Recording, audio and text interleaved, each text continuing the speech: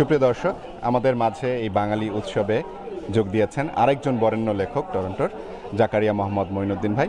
জাকারিয়া ভাই কেমন আছেন এবং আজকে উৎসবে এসে কেমন লাগছে এবং সার্বিকভাবে আপনার লেখালেখি নিয়ে আমাদের খুব সংক্ষেপে যদি একটু বলেন।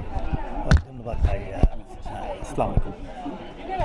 জি, অবশ্যই ভালো আছি, আলহামদুলিল্লাহ ভালো আছি। আর একটু তো বলতেই হয়, আমরা সবাই জানি দেশের অবস্থা, বাংলাদেশের শোচনীয় সেই পরিস্থিতি মনে করে একটু তো ভারাক্রান্তই।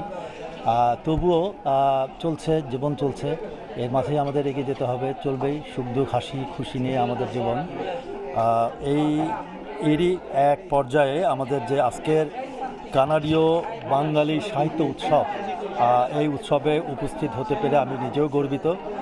আর যে কানাডা জার্নাল ওনাদের আয়োজনে আজকের যে উৎসব, আমরা জানি মূলত এটা তিনটা কম্পোনেন্ট আছে এখানে। নতুন বইয়ের উৎসব, স্বাভাবিকভাবে আমার যেহেতু নতুন বই এখানে আছে, আর সাপ্তাহিক বাংলা মেইলের বিশেষ সংখ্যা উন্মোচন। আমি অনেক গর্বিত, সেই সংখ্যাও আমার কানাডার কৃষি নিয়ে একটা লেখা আছে, আমরা সেটাও আপনারা দেখতে পারবেন। আর কানাডা জার্নাল ওয়েবসাইটের উদ্বোধন হচ্ছে আজকে। তো এই সামগ্রিকভাবে তিনটি সেক্টরেই আমাদের পদার্পণ রয়েছে।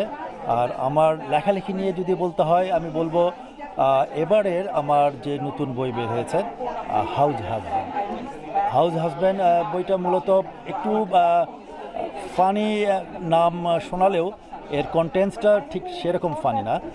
আমরা বলার চেষ্টা করেছি আমার বইয়ে, সেটা হলো যে আমাদের সোসাইটি যে ডিটারমিন করেছে আমাদের যে জেন্ডার রোল, আমরা যেটা বলি, সেই জেন্ডার রোলকে যদি আমরা একটু সুইচ করে নেই, তখন এই সুইচকৃত জেন্ডার রোল আমাদেরকে কতখানি অ্যাফেক্ট করে, আমাদের মেন্টাল হেলথকে কতখানি অ্যাফেক্ট করে, আমাদের ফ্যামিলি ডাইনামিক্সকে কতখানি অ্যাফেক্ট করে, সেটাকে আমি কিছু ব্যাপার, বাস্তব জীবনের কিছু ব্যাপার টেনে নিয়েছি। সেই হচ্ছে আমার হাউজ হাজব্যান্ড। আশা করি আপনাদেরকে সেই বই ভালো লাগবে। আর আমার আগের বই, গত বছরের 3টে বই ছিল। একটা হলো স্বপ্নের ইমিগ্রেশন, ড্রিম ইমিগ্রেশন। আমরা জানি আমাদের অনেক ড্রিম, অনেক কিছু নিয়েই আমরা এই দেশ ছেড়েছি, এই দেশে এসেছি। এই দেশে আমাদের অনেক সাকসেস রয়েছে, আবার অনেক চ্যালেঞ্জ আমরা মোকাবিলা করেছি। আমার বইয়ে সেই চ্যালেঞ্জ, সেই সাকসেসগুলো কিছুটা ডকুমেন্ট করার চেষ্টা করেছি, যেটা পাথেয় হয়ে থাকবে হয়তো পরবর্তী প্রজন্মের জন্য, যারা এখনও, যাদের স্বপ্ন কানাডা হতেই পারে তাদের স্বপ্ন, কিন্তু সেই স্বপ্ন বাস্তবায়নের পথে যে পদে পদে সে চ্যালেঞ্জসমূহ, সেটুকু কীভাবে মোকাবিলা করা যায়, এই বইয়ের মধ্যে আমি কিছুটা তুলে ধরা করছি উপন্যাসের মাধ্যমে।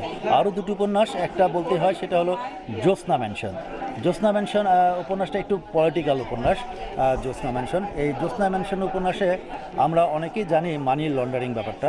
দেশ থেকে অনেকেই আমাদের জনগণের টাকা পয়সাকে আত্মসাৎ করে অনেক উন্নত দেশে, কানাডা সহ অনেক উন্নত দেশে ছিটিয়ে পড়েছেন। সো এই মানুষগুলোকে আমরা একটু চিনতে চাই, এই মানুষগুলোকে আমরা একটু বুঝতে চাই, আমাদের পরিবারের পরবর্তী প্রজন্মকে আমাদের মেসেজ দিতে চাই, this is not good thing, it shouldn't B, it's not welcome. So এই জিনিসগুলোকে একটু কাল্পনিক কিছু চরিত্র, কাল্পনিক কিছু কাহিনী, কিছু সাহিত্যের রং তুলি দিয়ে আমি লেখার চেষ্টা করছি, সেটা হলো জ্যোৎস্না ম্যানশন। আর এরপরে যেটা আমি বলবো সেটা হলো হোমলেস। আমি যেহেতু হোমলেস নিয়ে কাজ করি, আমি একজন মেন্টাল হেলথ কর্মী। সো আমার প্রায় 10 বছরের উপর ধরে আমি কাজ করছি। আমরা যখন অনেক সময় আমরা কনফিউজ করি, আমরা একটা ডায়লামার মধ্যে থাকি। আমরা যখন হাইওয়ে এক্সিট হই, দেখা গেল যে জানলার কাছে হোমলেসরা তাদের ক্যাপ হাতে, প্লেট হাতে দাঁড়িয়ে আছেন। সো তাদেরকে আমরা কী করব, হেল্প করব, সেই হেল্প করা কীভাবে হবে, এটা কতখানি লজিক্যাল, ইত্যাদি অনেক প্রশ্ন আমাদেরকে কুড়ে খায়। সেইগুলোকে আমি বইয়ের মাধ্যমে নিয়ে আসছি, হয়তো আপনাদের ভালো লাগবে। এই হলো this are all about my book. Once again thank you NRB আমাকে অনেকভাবে প্রমোট করেছেন। আমি বাংলা মেইল পত্রিকায় আমার ধারাবাহিকভাবে লেখা যাচ্ছে এবং যে আসছে। অনেক ধন্যবাদ, অনেক ধন্যবাদ। অনেক ধন্যবাদ জাকারিয়া ভাই।